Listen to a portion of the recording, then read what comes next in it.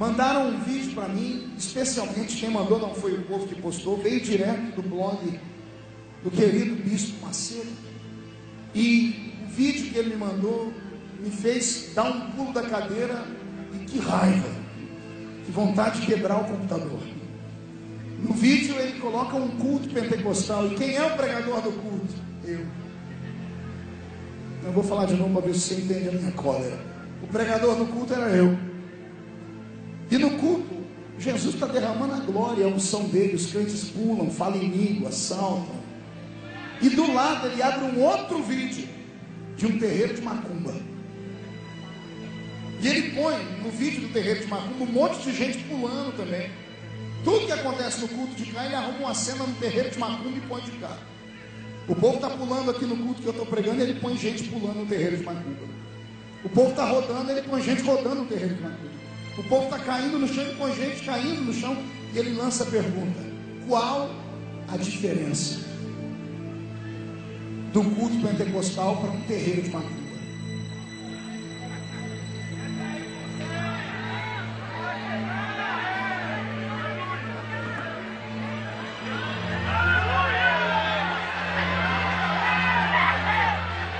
Eu não sei se é bênção para você ou maldição. Eu vou mandar essa mensagem aqui para o programa de TV, meu programa em rede nacional, e vou transformar ele em flash para o YouTube, porque aqui vai a resposta para ele.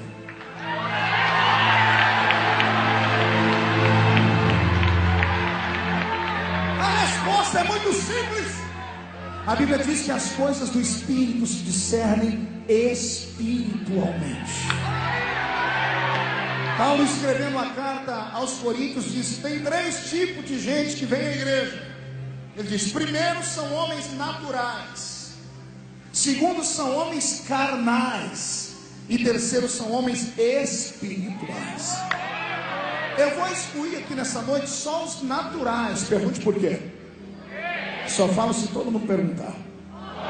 Porque os naturais não nasceram de novo. São pessoas não crentes, que são atraídas pelo convite, pela curiosidade, que vem ao nosso meio. Eles têm o direito de questionar. Eles têm o direito de chegar na gente e falar assim: o seu Deus é surdo, vocês gritam demais. Eles têm o direito de falar que nós somos loucos, desequilibrados, que temos problema mental, porque eles não conhecem a salvação e nem o poder pentecostal. Então eu excluo os naturais, mas os outros 2 grupos de jeito nenhum. Tem 2 grupos que ainda sobram na igreja: os carnais e os espirituais. O primeiro recado que eu mando para ele: qual é a diferença? Eu começo dizendo aqui com uma outra pergunta: qual é o maior sonho do diabo? Pergunte para o seu irmão se ele se lembra. Diga: lembra? Quem lembra? Qual é o maior sonho do diabo? O que levou ele a cair? Não ouvi? Isso a igreja sabe, porque é o nosso beabá. Qual é o maior sonho do diabo? Ser o quê? Olha para o seu irmão, diga: ele quer ser igual a Deus. Ele querendo o diabo ser igual a Deus, ele veio no nosso culto pentecostal assistir o culto. Aí ele foi e criou um culto para ele. Ou seja, aqui tudo é original. Lá no terreiro de macumba, tudo é imitação barata. Será que se esqueceram da Bíblia, logo no começo dela, quando o faraó manda chamar Moisés e Arão para tentarem discutir a saída do povo do Egito? E Arão e Moisés veem na unção de uma leoa parida, passaram a noite orando diante do Deus da montanha, do grande El Shaddai. E quando chegaram, e faraó diz: não vou deixar. Arão pega a vara dele e joga no chão. E a vara vira o quê? Uma serpente. Quando o faraó levanta o pé e grita: tira esses homens daqui, manda o povo embora, lá vem os macumbeiros de faraó dizendo: não, faraó, fica tranquilo que a gente sabe fazer isso aí também. Os macumbeiros pegam um pedaço de pau, joga no chão e vira uma cobra. Faraó se ajeita dizendo: tá vendo, meu povo também tem poder. Aí Arão e Moisés ficam olhando sem saber o que falar, e Deus diz: fica tranquilo que agora conversa comigo. Ele pode ter poder, mas eu tenho todo o poder. Aí vem a cobra de Arão, abre a boca e engole a cobra de Faraó. Qual é a diferença? A diferença é que o nosso Deus tem todo poder.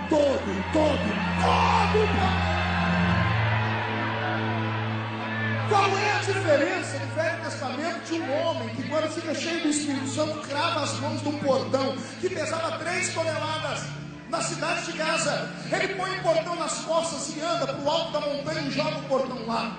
Aí no Novo Testamento tem um homem dentro de um cemitério que Jesus vai visitar. Ele chama-se, a Bíblia chama ele de endemoniado de Gadara ou Gadareno. Quando a Bíblia diz que Jesus entra no cemitério, o narrador fala: e havia um homem que morava nas sepulturas, que nem as correntes prendiam o seu braço, ele arrebentava as correntes. Nós temos um super-homem no Velho Testamento, cujo nome é Sansão. E temos um super-homem no Novo Testamento, que é o Gadareno. Qual a diferença dos dois? Porque os dois têm poder e fazem coisas que um homem comum não faz. Pergunte para mim qual a diferença, pastor. A diferença é que quando o diabo está imitando, entra dentro do cemitério e Yeshua HaMashiach. Não entenderam? Vou repetir. Entra dentro do cemitério o dono do poder. Quando o diabo que quebra a corrente vê o dono do poder chegar, ele se curva e diz: que tenho eu contigo, o filho de Davi, vieste já para me prender antes do tempo.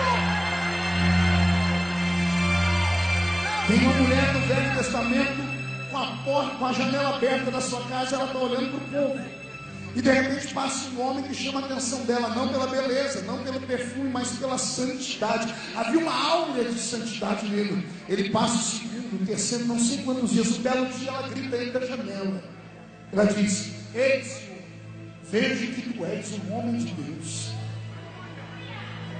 E ele entrou dentro da casa dela e abençoou ela, fez um quartinho em cima da casa dela para ele. Quem lembra dessa história? Aí no Novo Testamento tem 2 pregadores, Paulo e Silas, andando numa cidade, e vem uma mulher que tem uma revelação: eu vejo que vocês são homens de Deus. E ela vem gritando, dias depois dias: ei, parem para ouvir, porque esses homens são mensageiros de Deus, são homens de Deus. Qual a diferença? Pergunte, qual a diferença, pastor? As 2 mulheres tiveram a mesma revelação, olharam e viram Deus no homem. A diferença é que no Novo Testamento, quando Paulo percebe quem é que está adorando, quem é que está falando aquelas coisas, ele para e diz assim: Satanás, Deus não precisa ser glorificado pela sua boca, porque ele já tem a igreja para glorificar o nome dele. Sai dela! Eu quero dizer a você que o diabo é um grande imitador, e quem não compreende as coisas do Espírito vai ficar escandalizado mesmo. Quem não compreende as coisas do Espírito vai olhar para algumas pessoas, como eu vi acontecer aqui nesse culto. Eu vi ali atrás uma irmã desse coral lindo aqui, que estão usando blusa branca. Uma irmã, ela começou a dançar, a rodar, ela inclinou para cá, para cá. Algumas do lado foram incendiadas na hora, mas em compensação, olhei de outros lados, eu vi gente olhar, rir, abaixar a cabeça, chacoalhar, como que dizendo: que coisa horrível, eu nunca quero ser daquele jeito. Fique tranquilo, você nunca vai ser. Pode ficar tranquilo. O Espírito Santo não obriga ninguém a nada. O Espírito Santo é um cavalheiro. Quando ele encontra alguém que dá lugar, ele pega a pessoa e mostra que ele é Deus. Ele não vai se manifestar na sua vida nunca, também pudera. A pessoa que eu vi murmurar estava com a lixa na mão, lixando a unha. Alguém avisa essa pessoa que isso aqui não é um salão de beleza. Isso aqui é uma igreja. E o nome de Jesus está sendo glorificado nesse lugar aqui. Pode até ter uma parafernália de show, pode ter aqui uma grupa, pode ter aqui homens que estão filmando, pode ter aqui aparência de show, mas não é show. O nome que está sendo adorado aqui, ele tem poder no céu, tem poder na terra, ele pode curar, batizar com o Espírito Santo e renovar. E se alguém que já sentiu a presença dele só mais uma vez, dá um grito de glória para mandar o diabo embora desse lugar. Eu vou dizer para você o que aconteceu com esse homem. Isso quando acontecendo não é só com ele, de uma outra igreja. Acontece a mesma coisa na nossa igreja. Há uma geração no nosso meio que não sofreu. Há uma geração no nosso meio que não carregou cruz nenhuma. Que quando chegou no evangelho já estava tudo pronto.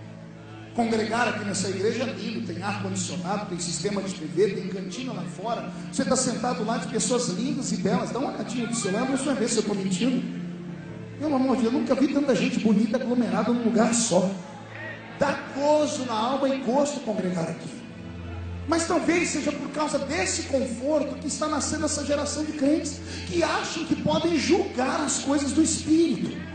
Eu queria saber em que escola eles estudaram, qual foi a faculdade de teologia que fizeram, para poder serem juízes de causas espirituais. Tem gente que chega a dizer: olha, eu sei, aqui é a equação da fé. Se cair de costa é do diabo.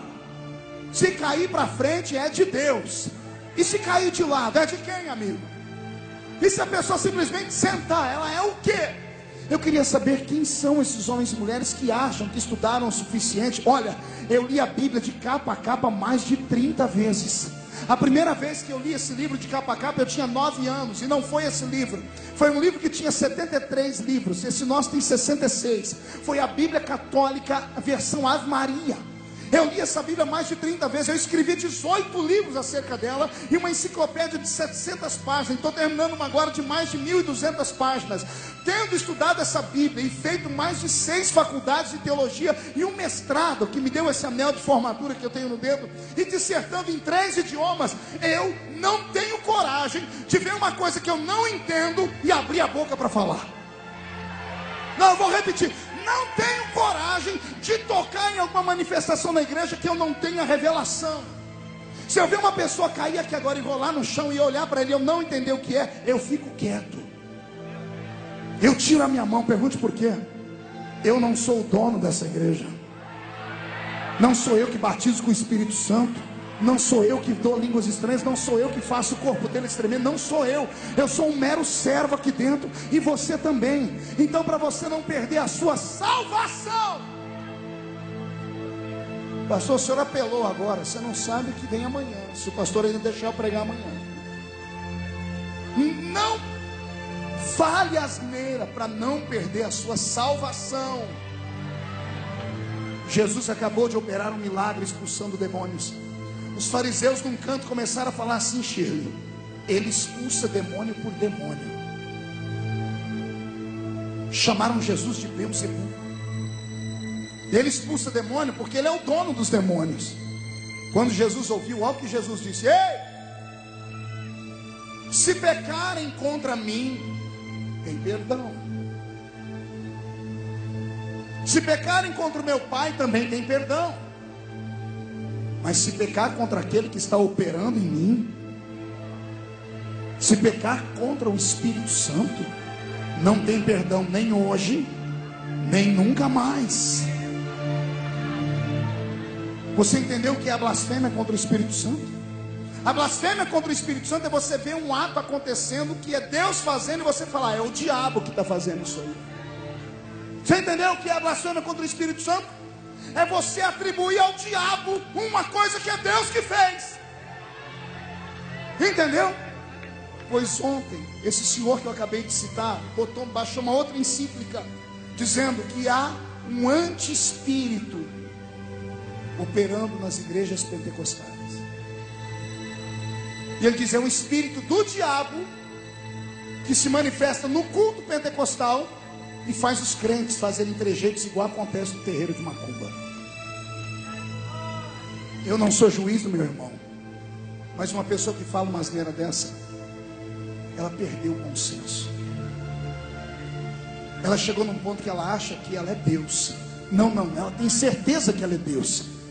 Porque para julgar uma igreja como a nossa, que é pentecostal há 100 anos, só nesse país, que tem mais de 160 mil templos, e tem mais de 15 milhões de crentes que transbordam do Espírito, que transpiram azeite, que quando abre a boca para falar, as pessoas riem, só tem 2 dentes, o zagueiro e o atacante. Mas quando começa a orar, começa a sair línguas que ninguém consegue entender.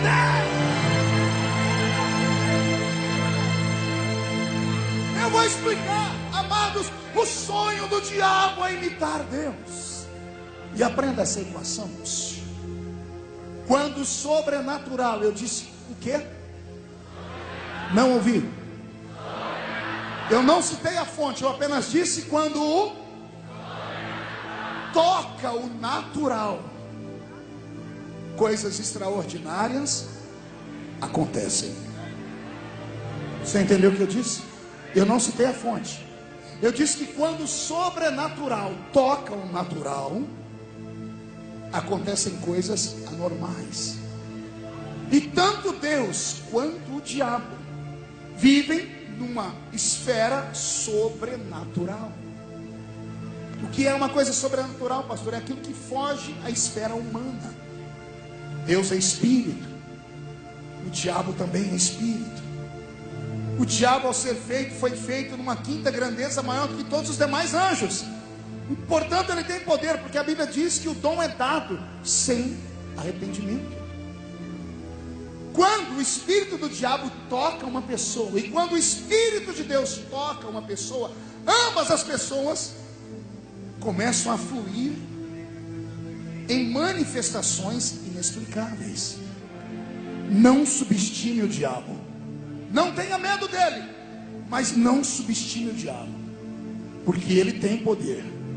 E eu disse para você não ter medo dele, porque aquele que está em você tem todo o poder. Porque se o diabo vai na Bahia e levanta um que grava 1 milhão de copas, Deus olha para o diabo: você acha que você é o todo-poderoso? Vai Deus lá na Bahia também e pega um ex-batedor de Olodum e vai no ouvido dele e diz assim: escreve essa letra aí, ó. Eu te amo tanto, tanto, tanto, tanto. Ah, você não entendeu? Eu vou falar. Eu te amo tanto, tanto, tanto, tanto. E começa a cantar e daqui a pouco vende 1 milhão de cópias também.